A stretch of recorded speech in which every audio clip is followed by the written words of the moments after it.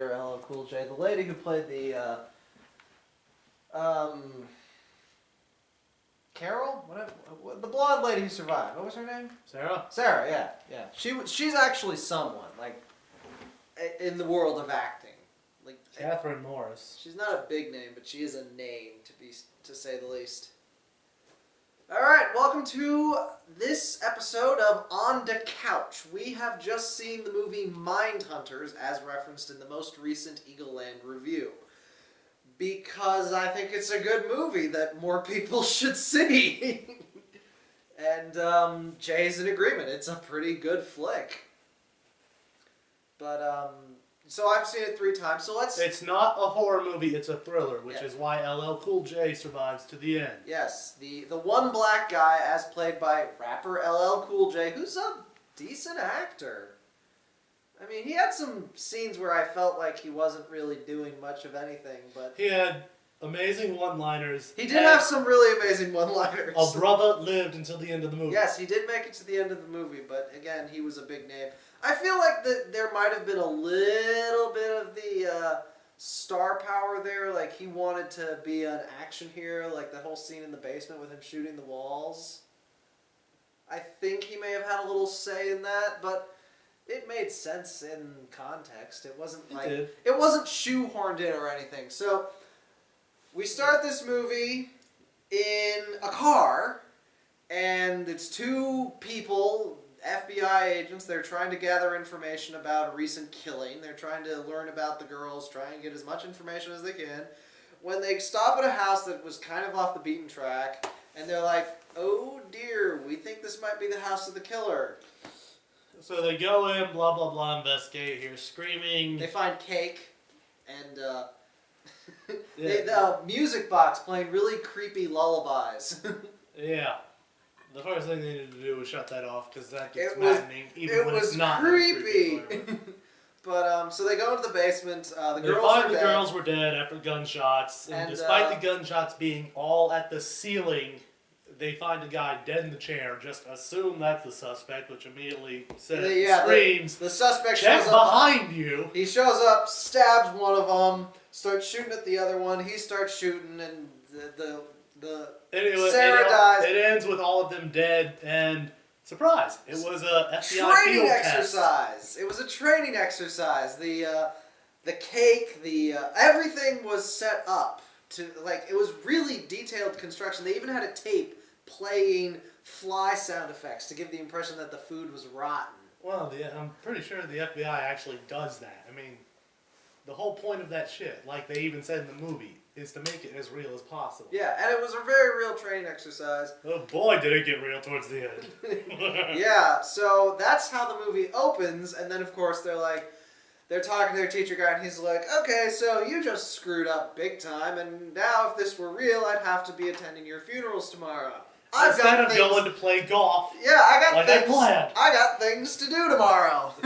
You've wrecked my hypothetical plans with your hypothetical deaths. Such a dick. He was. Harris was a dick. So those 2 are not the only students. There's Sarah, who's pretty much the main character.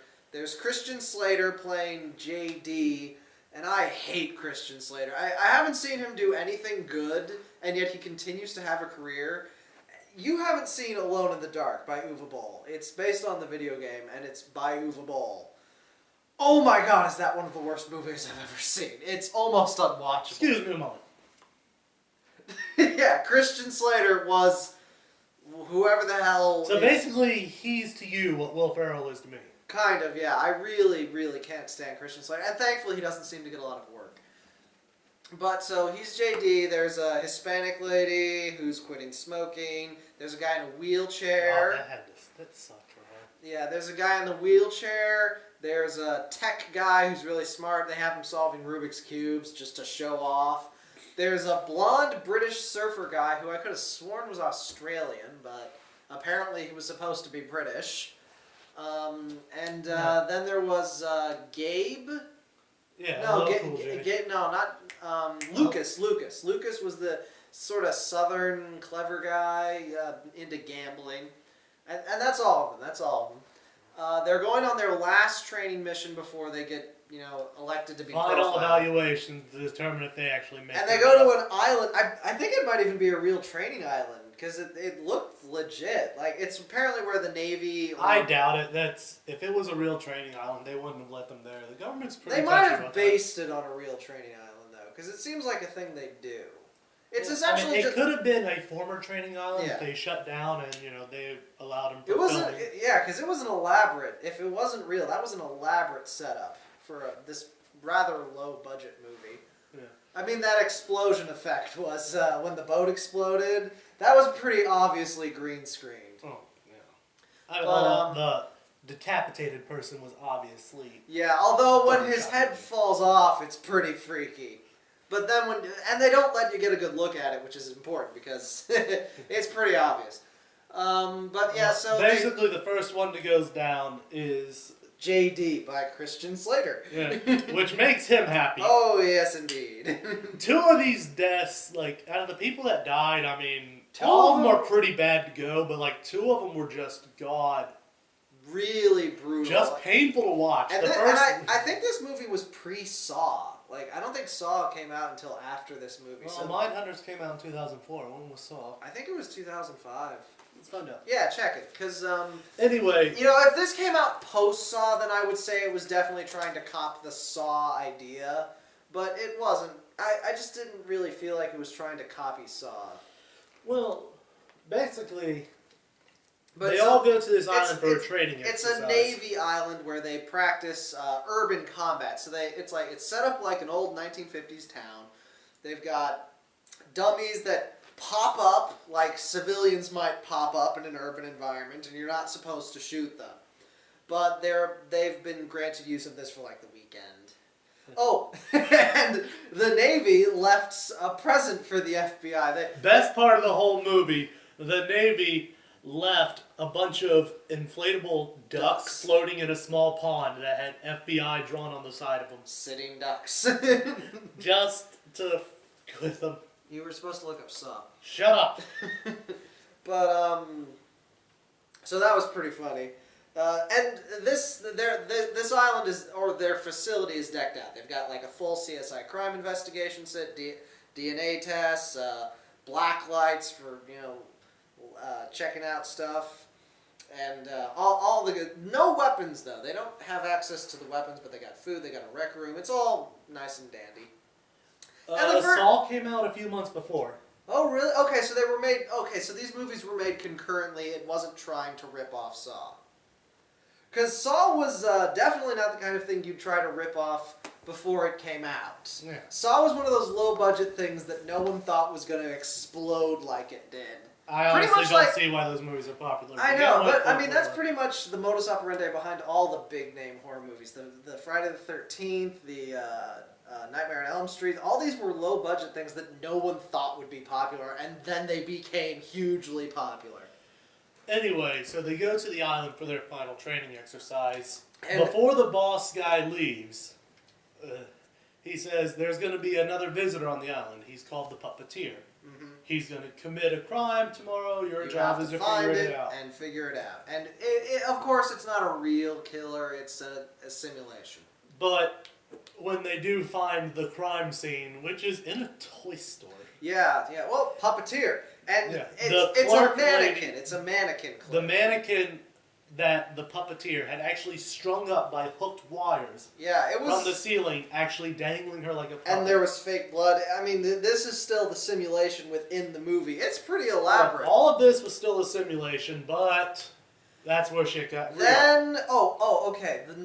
The morning of before they were going to look for the crime, I want to give this movie points. It actually commits to the pacing and the setup of characters. I think everyone except the blonde British guy, we really got to spend some time with as a character.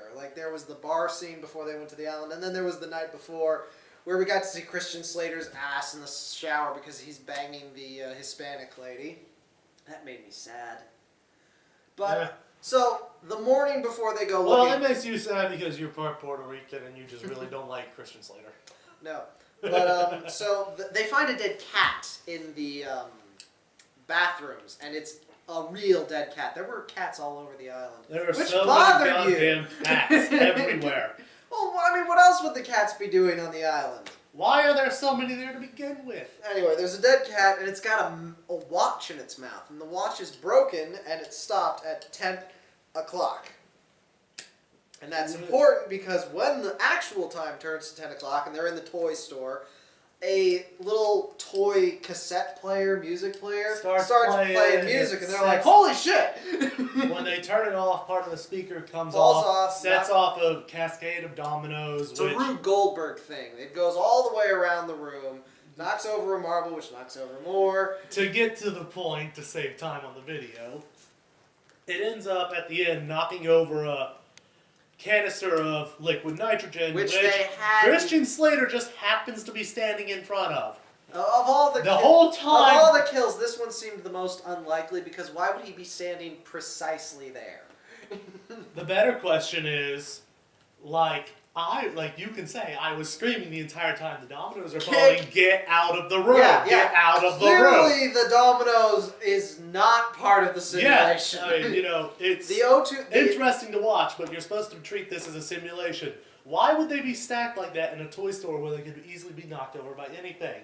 This is a trap. Yeah. Get out. Get the hell out. There's nitrogen because that pool where the ducks were is used to simulate Arctic conditions, and you need liquid nitrogen to freeze the pool. Anyway, and it falls over, freezing him from the legs up. And his legs break off about here. Yeah, they just shatter. He falls. There's no blood because it all freezes instantly, but he falls down. So his legs break off, he falls to the ground, then his midsection breaks, and as he's on the floor, he's staring at his team, and his eyes freeze over. Yeah, I mean, okay. He's still alive for a good second because the liquid nitrogen cauterizes those wounds. Yeah. But that had to suck. Oh, God. I mean... And the way his girlfriend died was even worse. Yeah, we'll get to that. But, Christian Slater goes down hard. Which made you happy.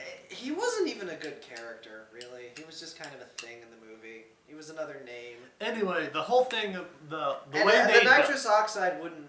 I mean, okay, it was a really cool death. Oh, crap, the pun. It was a very elaborately pleasing death. But that's not really how nitrous oxygen or liquid nitrogen would work when sprayed like that. I mean, I'm not saying getting liquid nitrogen splashed on you couldn't break off your skin like that, but sprayed like that, probably not. Well, there is the distance to where it starts dispersing. Yeah. But I'm not going to complain because it was cool. See, that's where suspension... You're not going to complain because Christian Slater not even died. If it wasn't Christian Slater. It could have been a no-name actor. It could have been the British guy. It's a cool effect. And why's it got to be the Brit? What you got against English people? I don't know. I don't know. Exactly. But, no, it's a cool effect, and that's where suspension of disbelief comes in. I'm willing to accept that the liquid nitrogen will do that because it looks cool. Same reason I'm totally fine with all of he Pacific dies, Rim. they go on, they're like, the fuck? Why is this happening during a simulation? Then they start getting in their head. Then they immediately and then they find another watch, which is for 12, and that gives them like an hour. So they're like, no, there was a boat, right? There was a boat. Let's go to the boat. Let's get off this island. They realize they don't have radios or phones, anything to contact the outside world. This island is 50 miles offshore. Yeah, and clearly the phone lines were cut. One of them remembered that they saw a boat at the dock while they were flying in via helicopter. If the entire island is going to be laden with traps like this, probably a good idea to get off said island. So they go to the docks, they trip a motion sensor, which triggers a bomb on the boat. And fortunately, Wheelchair Guy fell behind and wasn't on the dock, because if he had been on the dock when it exploded and fallen into the water, Wheelchair Guy is doomed because he has no legs. Well, I mean, he has not legs that work. Yeah, not legs that... I think he was shot. That's another good thing this movie did. Not all characters got this, but there were some characterization, like, background for all these characters, and it didn't, like, throw it in your face, like, I was shot once. He was obsessed with always having a gun on him as a result of They were told being not to shot. bring any weapons. And he smuggled one in his chair. But he brought a weapon in anyway. He smuggled it in his chair. Did he just pull a gun out of his ass? That was British guy. That was good. Oh, I missed the Brit. And then they use his gun wisely. They were pretty smart sometimes. They were stupid at other times, but they were pretty smart sometimes. They go to the locker room where the Navy kept all the guns, that is locked because they're not supposed to have guns, shoot the lock off, and now they all have lots of guns. Oh, well, we're not supposed to use guns. There's somebody out here trying to kill me. We will be using guns. Oh, and they pick up some other cool stuff, too. They picked up, like, harpoon guns, thermal imaging cameras. Yeah, thermal imaging cameras, and they use that to search the whole island. Finding nothing but the birds and the cats. Yeah, they didn't find any, although that might have... That's another thing where the cats, like, came in. It's like, yeah, the cats were kind of weird to be on the island, but they kind of had a point there. Notice that they started disappearing after that, though? Yeah. Like, the only one that was seen was after the coffee. Yeah, that one cat wandered in, which... How the hell did that cat get in? They don't shut the doors and lock them because they're stupid. You didn't shut the door. Yeah. Originally we were going to do Shaun of the Dead, but I wanted to do Mindhunters. I actually watched Shaun of the Dead last night by complete coincidence, but... I'm going to shut the door now that a zombie came in. It's one of my favorite movies. It's really good. I think I prefer Hot Fuzz just for the ridiculous climax. But anyway, back to Mindhunters. So... they're all in the rec room. They're all in the rec room, and in comes Lucas. He found maps in LL Cool J's bunk. Maps of the government island, yeah, which that he should not have. It's a government island. There are not publicly made maps available of this. And while he's trying to explain why he has them... And everyone's pointing at guns at LL Cool J, and he's like, I will put my gun down. Please don't shoot me. Anyway, they were all... Get on your knees! He passed out. All of the coffee that they were drinking were drugged. They all start passing out, except the bad guy. By the way, one of them, obviously. Yeah, I mean, well, not obviously. Yeah, because they do make it like maybe there's someone that they missed. Maybe it's Harris. We didn't actually see him get on the helicopter. Yeah, they even come out and say, did anyone actually see him leave the island? Oh, please tell me someone actually saw him get on the airplane or the helicopter. There wasn't no runway out there, man. But yeah. Anyway, they wake up. They find out. And that's where my 5 hours line. I pretty much spoiled most of the late game kills in my Doubt review, but that's where the 5 hours came in. They all collapsed at 12 o'clock, and they all pretty much wake up at 5:10. So the killer had 5 hours to booby trap freaking everything. I mean, okay. These were very precise booby traps, and he only put down really 3 that would have required a lot of time. But for me, the thing that kills it is that while they're all unconscious, he cuts off most of British guy's neck. I think he left a little on the back. And drains all of his blood, and then writes a mostly meaningless series of numbers. Except there's a little bit that's mixed in that's supposed to be a hint. Kind of a useless There is one string of numbers that repeats itself. Apparently, it's the base theory for light. It's the base number in meters per second. 2,997,000, whatever. Anyway, but see, that's the thing. That there were so many numbers, and it looks cool, but that would have taken hours to write. Forget setting up all the other traps. Just that one step. Which was probably the most unnecessary step. Like, why didn't he just write the 2997? He could have just written that. Still drain the guy of all his blood, but only use a little bit of it, and then set the rest of his traps. Give himself a much better margin for error. But yeah, they wake up, they handcuff Gabe. They said later on in the movie, the whole thing about doing it with the clocks is it's not to tell you when you're going to die. He's very anal about being precise. And he's showing off. That's one thing. If he just... These guys are FBI profilers. They do get a pretty good idea based on the fact that he keeps leaving watches around for when someone's going to die. He's clearly very precise. Anyway, since we're already about 15 minutes into this review, get to the point. It's fine. No, we can just keep going. These can go for like 40 minutes if we feel like it. I'd rather not. Well, then we won't. But okay, so they handcuff Gabe, and they handcuff him to a pipe in the basement. I mean, as much as I'm sure everybody out there likes staring at me. Yes, you and your sexy hat. Yeah. Drink it up, ladies. Come over here, Alex. Let's give them some man-on-man. No, I don't think they've earned that. Dude, no. Okay, getting off topic. Okay, so they handcuff LL Cool J, or Gabe. I'm just going to call him LL Cool J, because That's what I kept thinking of his. You actually remembered his name. I was really impressed. I don't usually remember characters' names in movies. I just remember what they did. Well, he was the only black guy in the movie, so I kind of felt like, I should remember his name. And this was where his acting was the best. His acting actually kind of got worse towards the end, but it was pretty good in the middle. That last line he said. Oh, yeah, he nailed that one.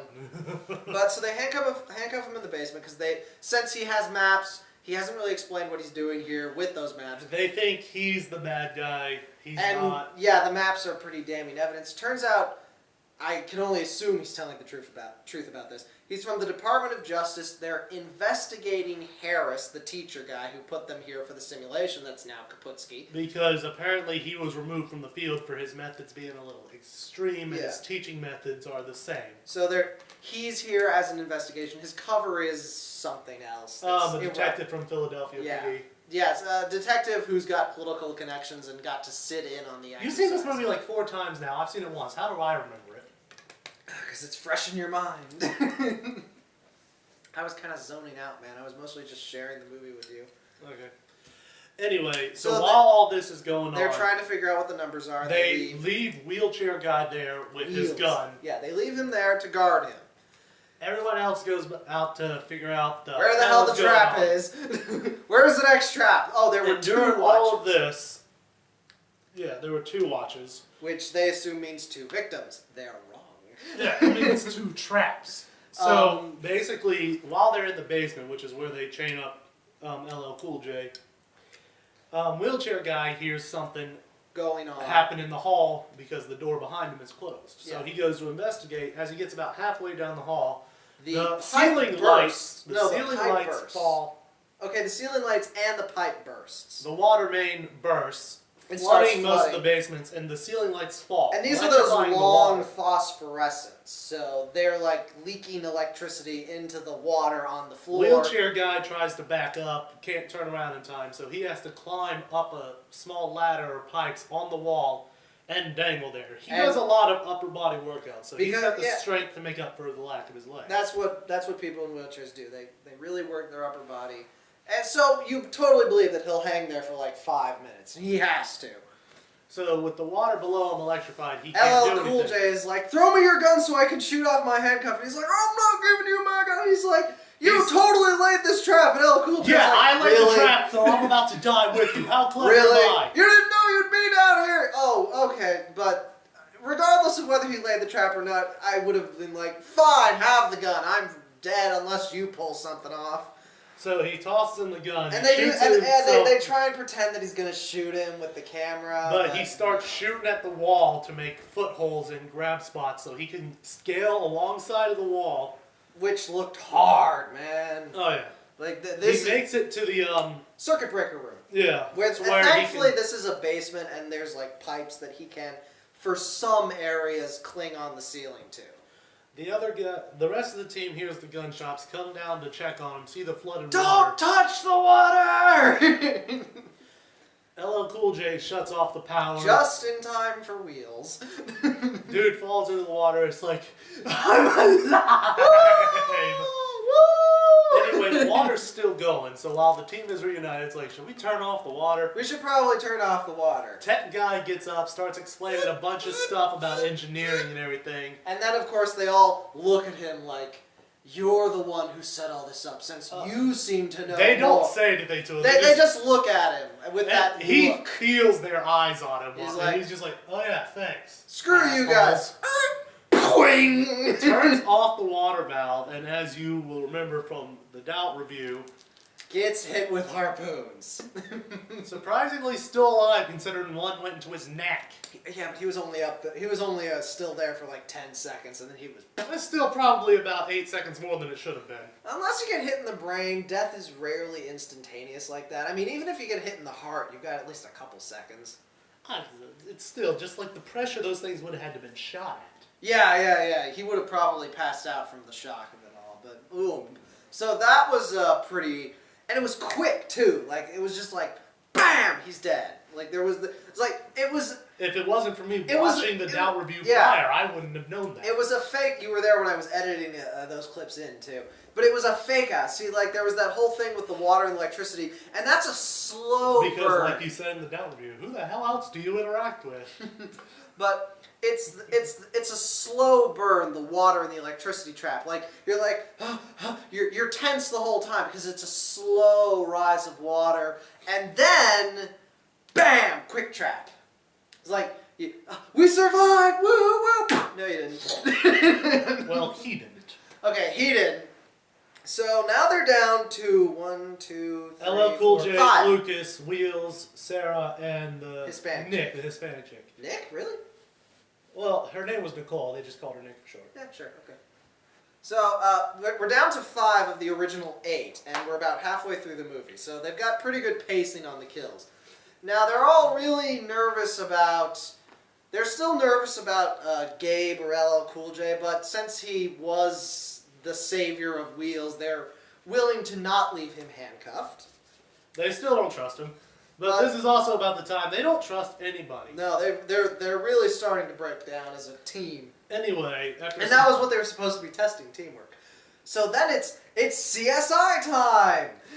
Yeah, they start busting out forensics kits. They find blood under the fingernails of the Brit who was decapitated. They have a fridge. They have a fridge place where they've been storing the bodies. A big walk-in cooler to store the dead bodies. Yeah. Probably not meant for that. Probably meant more for large meat products. Considering there were cart stretchers down there, like cart stretchers, then it probably was.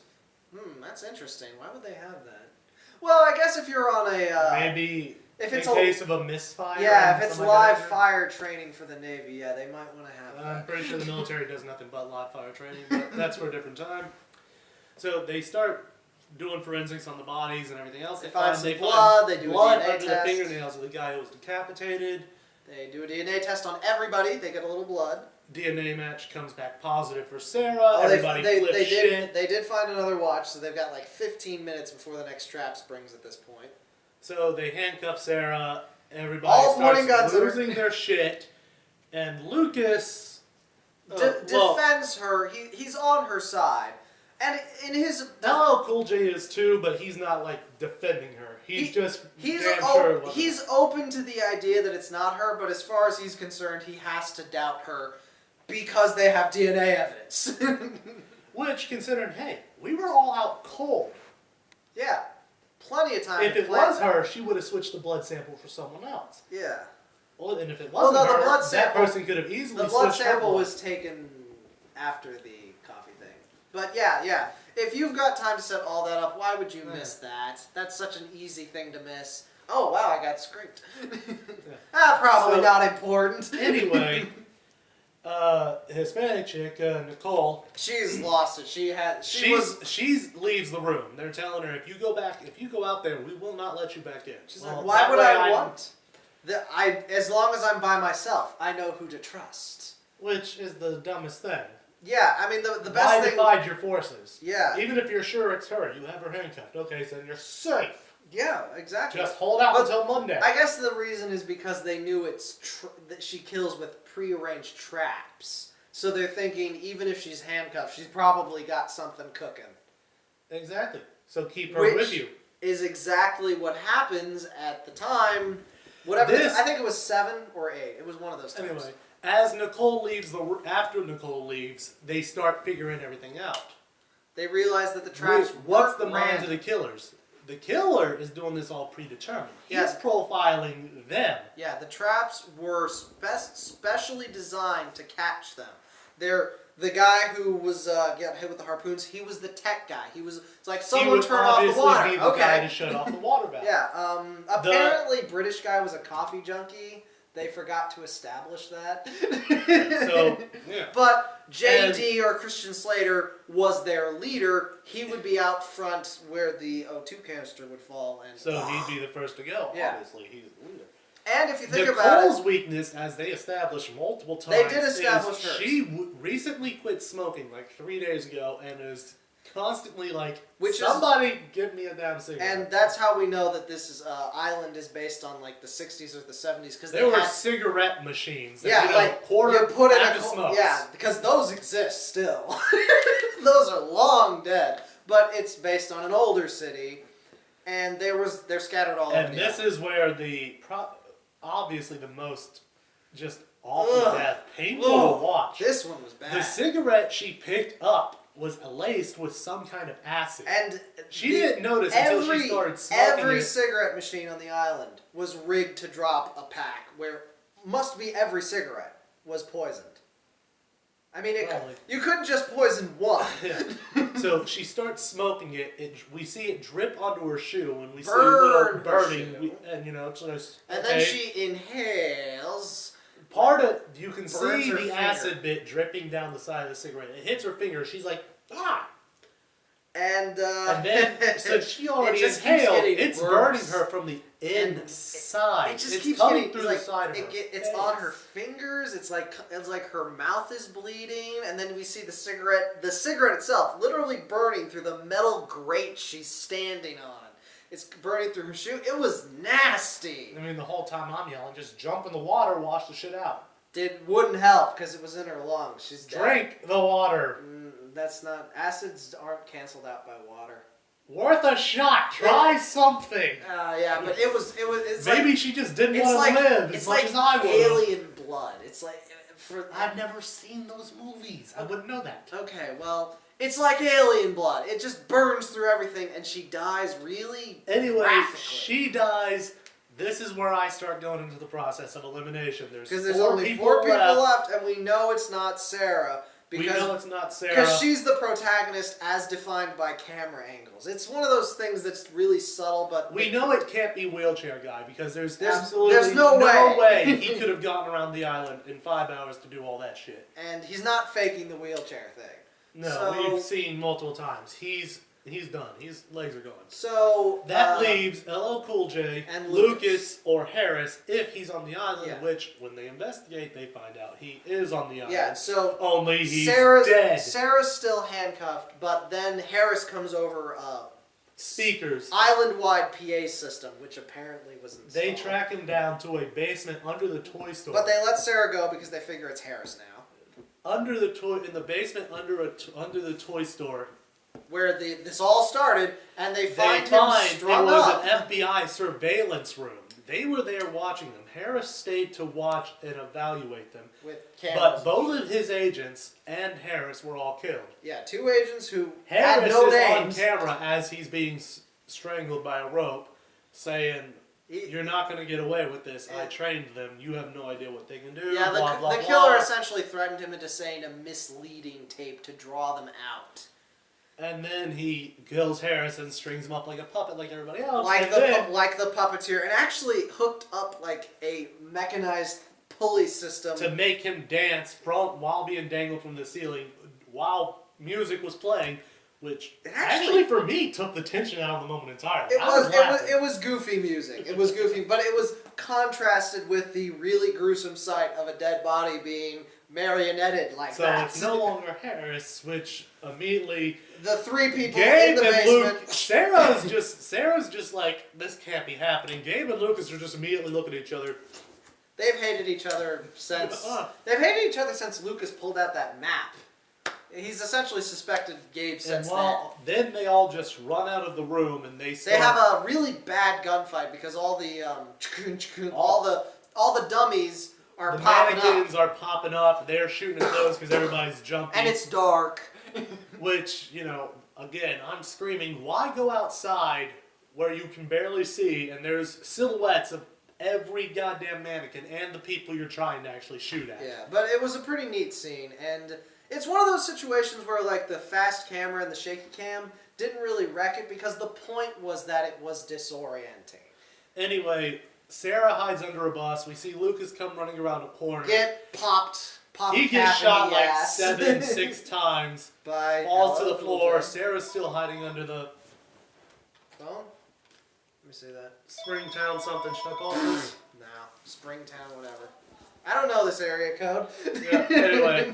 So Sarah sees Lucas get shot. She stays hiding. And then LL Cool J comes out, and it's like, It's so red herring. Like, they're making it, the things he say, they are ambiguous, but they're clearly designed to make the audience and Sarah think he's the killer.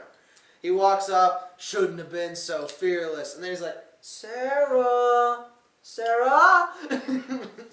I mean, anyway, it's not him. It's Lucas. It's not Gabe. You know, he follows Sarah around. She gets away. It cuts back to the Wheels place where they're all staying. Wheels had no bullets left in his gun. They took. He didn't want to go out. He wanted to stay inside. They took away his bullets and they handcuffed his chair to a table. So he crawls through the hallways, goes back to the freezer where they have the dead bodies, takes the get gun some off of bullets. one of them, ejects the clip from that gun, puts And the then he clip in his gun because he goes nowhere without his gun. Yeah, and then the freezer door closes on him. But then he like pounds it open, so that was kind of pointless. Anyway, so he gets out, he goes to an elevator which came down to the basement floor. And took forever. Took forever for the doors to close when you saw a shadow of someone walking towards the elevator. But he's like, come on, come on, come on! and Who's right walking as off the doors this island? close, like literally this much close, he fires. And the bullet was sabotaged to backfire, sending shrapnel from the gun into his face. It exploded the back end of his gun and just killed him. And that was pretty gruesome too. So now we're down to supposedly two people, but down, I had my doubts that Lucas was dead. Yeah, we're supposed to be down to LL Cool J and Sarah. And the movie does this, like, Sarah walks up and is like, back on schedule. Like, she picks it, and it's trying to make you think it could be either of them. It doesn't quite pull it off, because we clearly are way more attached to Sarah than LL Cool J as a character. It's not even that, it's that the movie, you even said it a few minutes ago, the movie obviously says she's the protagonist. Yeah. It's very clear by just even the way the Even in movies where it's centered around the bad guy, they're still called an antagonist, not a protagonist. Yeah, but it's just the way the camera focuses on But anyway, her. LL Cool J and Sarah have a small fight, and then Lucas comes back. Easily.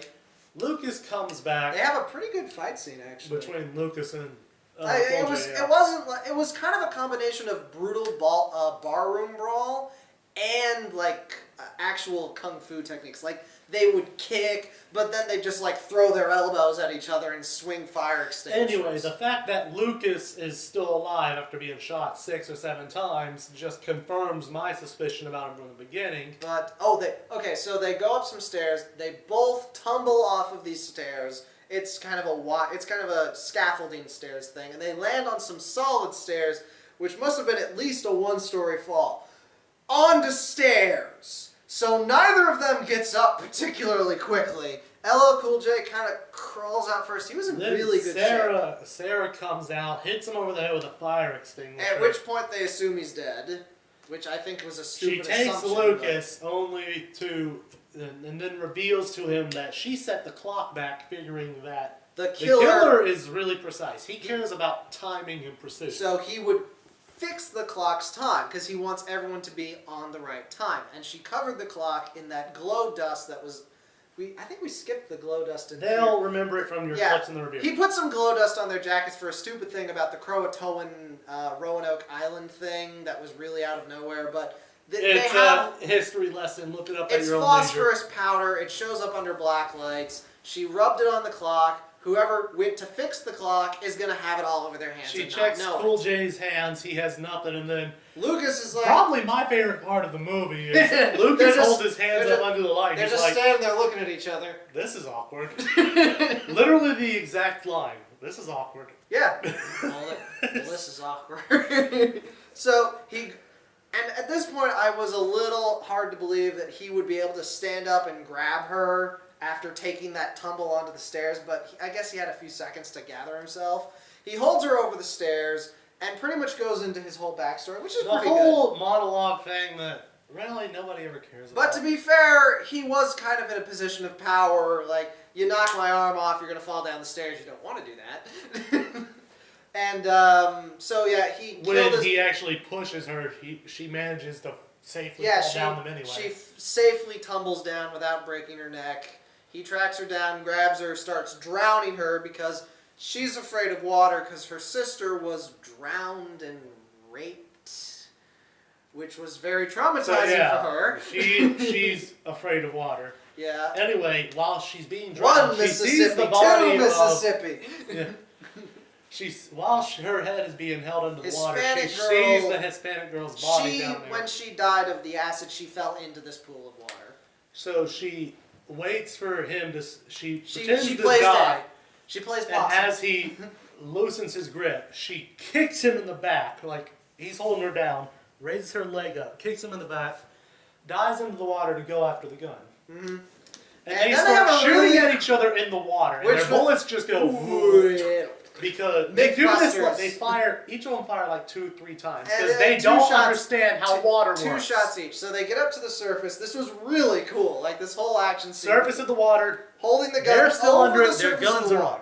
We now have a Mexican standoff underwater. And who's running out of breath first? Lucas ran out of breath, and like when I went back to watch this movie for the review that I made yesterday, or a couple days ago, I actually thought to myself, she's holding her breath a really long time, considering he was drowning her beforehand. But there's like adrenaline. Well, no, there's actually it's like a half-second cut, but there's a half-second cut where they added in a. So apparently she got a breath before she dove down for the gun after knocking Lucas into the water. So. That was probably a post-production thing where they realized, like, crap, she would probably run out of air since he was drowning her. Quick, edit in a deep breath sound. Anyway, Lucas comes up first, and apparently, because, she shot him in the neck, and he still talks. Well, maybe it didn't, like, exactly hit him. Maybe, like, just clipped him. Yeah, or but hit him still. Actually... Yeah, that's where the vital veins are. Even at the sides. Yeah, it's like there's the vital veins, and then there's like the trachea. There's not a lot of room for a bullet to not hit something really important. I'm gonna go ahead and call bull on that. Yeah, that was bull, but and it was really just to be extra dramatic. The movie kind of he fizzles out at the end. It lost a lot of momentum there. LL Cool J turns out is not dead. After getting hit once on the head, he throws a watch down at Lucas's feet and says, "Your time's up, mother." Censoring himself for camera. Sarah shoots him. Lucas dives down for his gun. Sarah shoots him in the top of the head. And he stands up. The top of the head. Instant death, but no. For dramatic purposes, he stands up, looks at them, and then falls over. Yeah. I call bullshit. But then we got the really good line from LL. We got the best line of the movie. Better than this is awkward line. Okay, yeah, second best line, because that was just funny. Okay. LL Cool J delivers a one-liner. I guess we know what your weakness is. Bullets. Everyone's got because that was the thing. It's like everyone's got a weakness, and that weakness leads to them getting caught in traps. Well, guess what the killer's weakness was? Bullets! Who would have thought? The weakness that every person on Earth has. Bullets! And then that's pretty much... Like the Heavy from TF2 says. Yeah. I have yet to meet someone who cannot stop bullets. That line is so great. So, and that's pretty much the end. I mean, they've got a little, like, the helicopter shows up, takes them away. They apparently can defend themselves. When is the situation secured? On the drive home. You mean on the flight home? Because they left by helicopter, yeah. But, so yeah, it's a B movie. It's not a good movie, but it's a really enjoyable, really easy to watch It's movie. not a movie that's going to cause an amazing sense for you. You're not going to come out screaming, "Oh my god, that was awesome." Even if we hadn't spoiled it, we pretty much summarized the whole damn thing. You will come out enjoying it in a way. It's a good movie. There's some good action scenes. There's some creative kills. The characters are, for the most part, believable. They're not overly stupid. It does a really good job setting up the atmosphere. It takes its time in the beginning because it's really fast at the end, and honestly, it does kind of peter out at the end, and would have been an unmemorable ending if not for Cool J's closing words. Yep. But yeah, it's a totally good movie. It's on YouTube for free, so that's why where we watched it. Yeah, just watch it. It's free, and it's a couple of people, so it's a really good movie. It gets our full recommendation, and that's all for this edition of On the Couch. Bye.